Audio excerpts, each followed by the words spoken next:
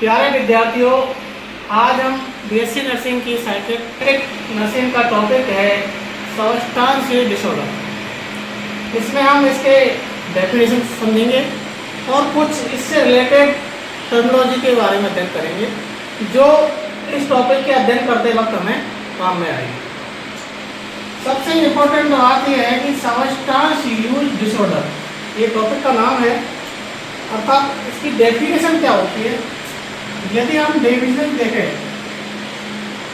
तो डेफिनेशन जो होगी इसकी, substance use disorder is a complex condition. क्या है? एक कॉम्प्लेक्स कंडीशन है इन विच, जिसके अंतर्गत देयर इज ए अनकंट्रोल्ड, इसके अंदर क्या होता है patient uncontrolled use of substance. जो सब्सटेंस है उसका अनकंट्रोल यूज करता है, जबकि उसको पता होता है डेस्पाइट, पता होता है उसको हार्मफुल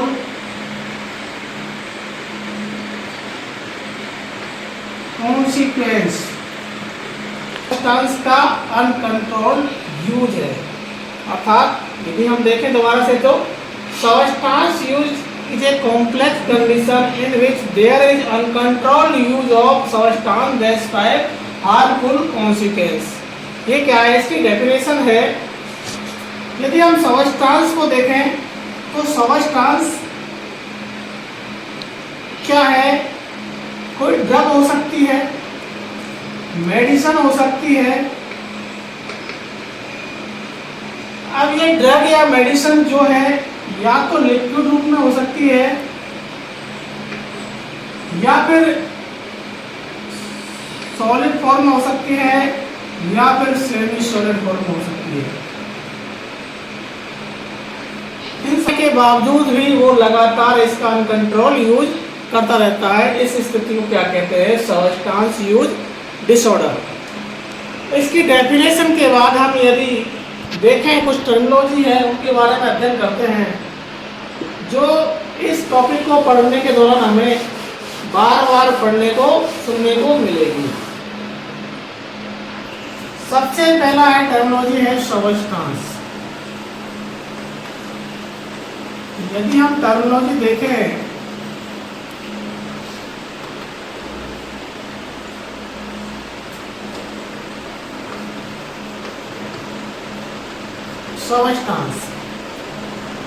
सब्सटेंस क्या है? एक टर्म है, जो ये टर्म है, ये टर्म एक term is refers to any drugs और मेडिसिन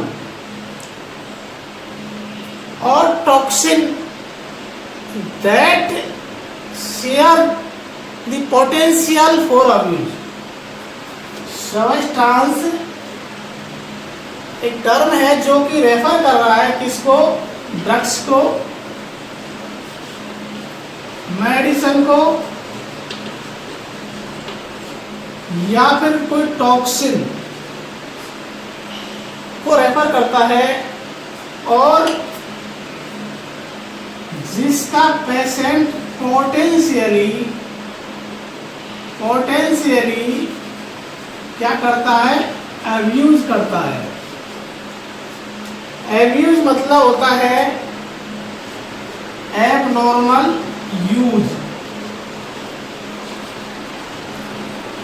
एब्यूज का मतलब होता है एबनॉर्मल यूज, अर्थात एक नॉर्मल रूप से यूज नहीं करके उसको लगातार कंटिन्यूटी, स्वास्थ्य के हानिकारक परिणाम आने के बावजूद लगातार यूज करता रहता है। इस स्थिति को क्या कहते हैं? अब्यूज। ये सब्सटेंस हो गया। सब्सटेंस क्या होंगे? क्योंकि सब्सटेंस ये क्या करते हैं? मेंटल हेल्थ पर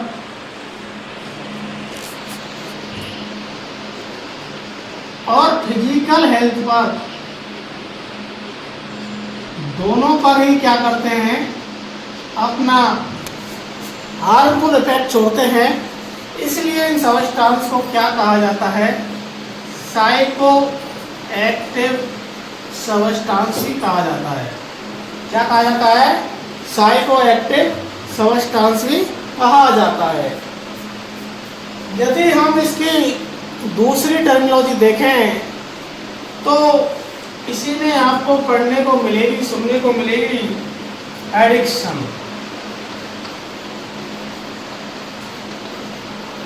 क्या सुनने को मिलेगी, एडिक्शन। जो एडिक्शन है, एडिक्शन इस स्थिति में patient physically and psychologically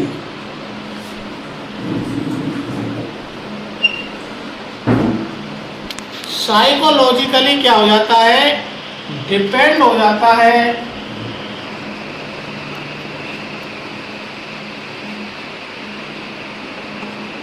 psychological depend हो जाता है और उसका लगातार यूज करता रहता है, अनकंट्रोल्ड यूज करता रहता है।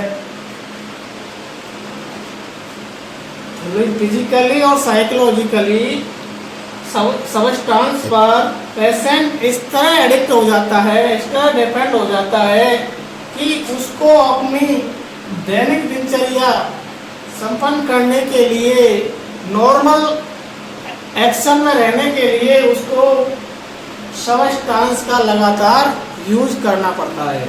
ये कंडीशन क्या कहलाती है, एडिक्शन कहलाती है।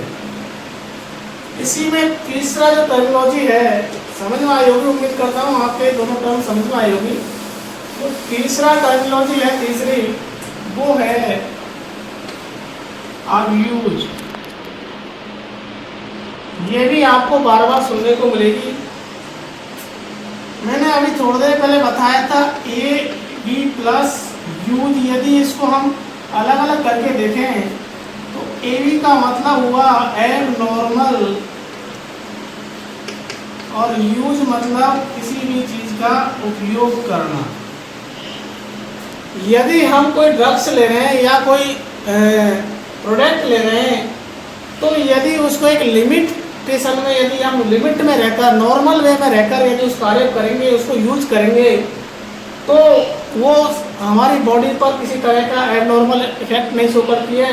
लेकिन यदि हम उसको यूज एबनॉर्मल तरीके से करेंगे तो वो हमारी बॉडी पर हार्मफुल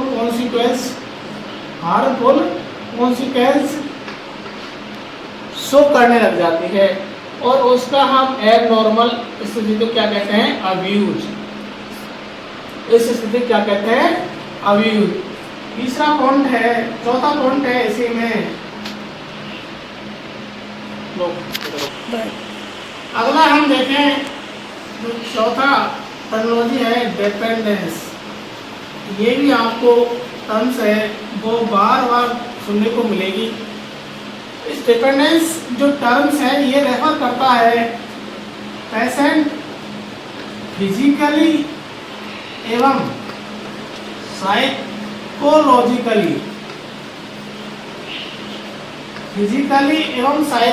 साइकोलॉजिकली इस तरह उस ड्रग्स पर या सब्सटेंस पर डिपेंड हो जाता है कि जब तक वो ड्रग्स या सब्सटेंस का उपयोग नहीं करता है तब तक वो डिजायरेबल एक्शन जो भी उसको नॉर्मल फंक्शन करना हो वो उनको संपन्न नहीं कर पाता है। तो डिजायरेबल एक्शन लेने के लिए, अपने दैनिक दिनचर्या मेंटेन करने के लिए वो सब्सटेंस पर इस तरह डिपेंड हो जाता है कि फिजिकल एक्टिविटी करने के लिए और साइकोलॉजिकल एक्टिविटी करने के लिए उसको सब्सटेंस का यूज करना ही पड़ता है। इस स्थिति कहते हैं डिपेंडेंस। डिपेंडेंस और एडिक्शन में ये अंतर है, जो मुख्य अंतर है डिपेंडेंस और एडिक्शन। डिपेंडेंस तो ये स्थिति होती है जिसमें सब्सटेंस का व्यक्ति जब तक यूज करेगा, उसको किसी भी कार्य करने के लिए सब्सटेंस का यूज करेगा तभी वो अपनी नॉर्मल एक्शन को रिपीट कर पाएगा, चाहे फिजिकली एक्शन हो चाहे साइकोलॉजिकल एक्शन हो। लेकिन एडिक्शन का मतलब ये है, एडिक्शन का मतलब ये है कि किसी भी सब्सटेंस का जब व्यक्ति यूज करेगा तो सेंट्रल नर्वस सिस्टम पर इफेक्ट होगा, और सेंट्रल नर्वस सिस्टम पर इफेक्ट होगा यदि वो उस सब्सटेंस को डिसकंटिन्यू करता है तो उसके विड्रॉल स्टेट या विड्रॉल कंडीशन या विड्रॉल सिम्टम क्रिएट होने लग जाएंगे। सेंट्रल नर्वस सिस्टम क्या करने लग जाएगा, उस व्यक्ति के विड्रॉल सिम्टम क्रिएट करने लग जाएगा। डिपेंडेंस में व्यक्ति जो नॉर्मल एक्टिविटी है उनको करने के लिए सब्सटेंस को यूज करना पड़ेगा, इस तरह उसमें सब्सटेंस पर वो डिपेंडेंट हो जाएगा। इस स्थिति कहते हैं डिपेंडेंस। इसी में अगला है जो टर्मिनोलॉजी आपको बार बार देखने को मिलेगी वो है टॉलरेंस। अगली टर्मिनोलॉजी क्या है, टॉलरेंस।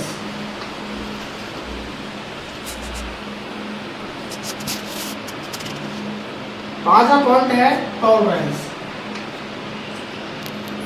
टॉलरेंस इस स्थिति के अंतर्गत जो पेशेंट है, व्यक्ति है, इंडिविजुअल व्यक्ति है, वो किसी भी ड्रग्स को इस तरह टॉलरेट हो जाता है कि उसकी एक निश्चित मात्रा लेने के बावजूद भी उस सब्सटेंस का व्यक्ति की फिजिकल एक्टिविटी एवं साइकोलॉजिकल एक्टिविटी पर किसी तरह का इफेक्ट नहीं आता है, जब तक उसका वह पूर्व से मैक्सिमम डोज नहीं लेगा। जो पूर्व में वो डोज ले रहा है, उसकी मात्रा ले रहा है, क्वांटिटी ले रहा है, यदि उसी डोज को लेगा तो वह ड्रग्स या सब्सटेंस उसका इफेक्ट शो नहीं करेगी। जब तक पूर्व में ली गई ड्रग्स की क्वांटिटी से ज़्यादा या मैक्सिमम डोज वो नहीं लेगा तब तक उसका डिजायरेबल एक्शन शो नहीं होगा। यह स्थिति क्या कहलाती है, टॉलरेंस कहलाती है। समझ में आया होगा। It is a state in which after repeated administration either way drugs produce decrease effect, अर्थात उस ड्रग्स का जो पूर्व में जो ड्रग्स का मात्रा क्वांटिटी ले रहा था, जो क्वांटिटी वो ले रहा था, यदि उससे उसकी क्वांटिटी बढ़ाई नहीं जाएगी तो वो ड्रग्स है, सब्सटेंस है, वो अपना एक्शन शो नहीं करेगा, जो रिपीट इफेक्ट शो नहीं करेगी। उसका इफेक्ट उतना इफेक्ट लाने के लिए उसकी क्वांटिटी क्या करना पड़ेगा, इंक्रीज करना पड़ेगा। इस स्थिति या डिजायरेबल एक्शन लेने के लिए, जो इच्छानुसार डिजायरेबल एक्शन लेने के लिए उसको उसकी क्वांटिटी क्या करनी पड़ेगी, बढ़ानी पड़ेगी। इसकी इंक्रीज क्वांटिटी ऑफ सब्सटेंस की क्वांटिटी उसको बढ़ाए रखनी पड़ेगी। किसके लिए, और डिजायरेबल एक्शन। ये स्थिति क्या कहलाती है, टॉलरेंस कहलाती है। यदि इसी में हम देखें तो एक और टर्म्स आपको बार बार सुनने को मिलेगी, विड्रॉल स्टेट।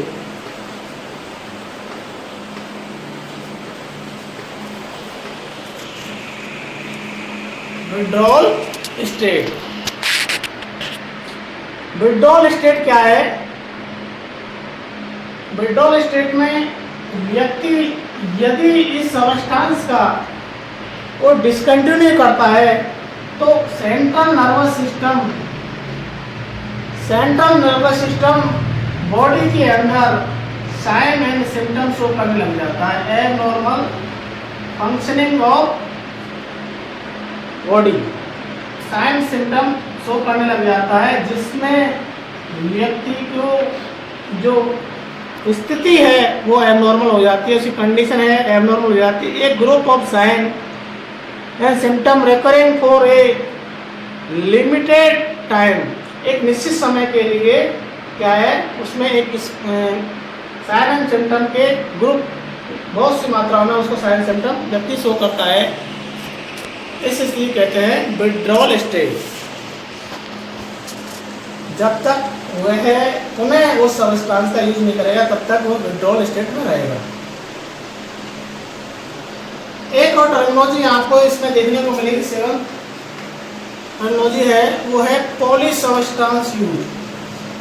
वो है पॉली सबस्टांस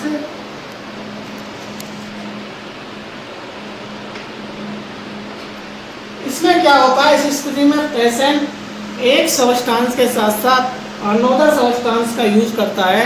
इस स्थिति को कहते हैं poly substance use of more than one substance at the same time. एक ही समय में एक से अधिक यदि कोई सबस्टांस या ड्रग्स का यूज करता है तो उस स्थिति कहते हैं पॉली सबस्टांस यूज। जैसे हम पॉली सबस्टांस यूज का उदाहरण देखें तो एक पेशेंट है जो कि अल्कोहल भी यूज कर रहा है और अल्कोहल के साथ साथ निकोटिन का भी इस्तेमाल कर रहा है। निकोटिन के लिए वो किसका कर रहा है, सिगरेट का यूज कर रहा है। तो ये स्थिति कहलाती है पॉली सबस्टांस यूज, अर्थात एक सेम टाइम में एक से अधिक सबस्टांस का यूज करता है तो पेशेंट स्थिति में क्या कहते हैं, पॉली सबस्टांस यूज कहते हैं। ये कुछ टर्मिनोलॉजी थी। ये वीडियो ज़्यादा लंबा नहीं हो इसके लिए हम इस वीडियो को यहीं स्टॉप करते हैं। इसके बाद हम नेक्स्ट अगले वीडियो में लेके आएंगे सबस्टांस यूज डिसऑर्डर की क्लासिफिकेशन ICD-11 के तहत उनको डिटेल से अध्ययन करेंगे। उसके बाद हम इसके इटियोलॉजी के बारे में अध्ययन करेंगे, साइंस सिम्टम के बारे में अध्ययन करेंगे और जो सबस्टांस यूज डिसऑर्डर में इसका जो क्लासिफिकेशन है कौन कौन से जो इम्पोर्टेंट है उनके बारे में अध्ययन करेंगे। उम्मीद करता हूँ आपको यह मेरा वीडियो समझ में आया होगा, आपके लिए हेल्पफुल होगा ताकि आप अपनी परीक्षाओं में अच्छे मार्क्स ला सकें। यदि आपको यह मेरा वीडियो हेल्पफुल है तो मेरे वीडियो को लाइक करें ताकि मेरा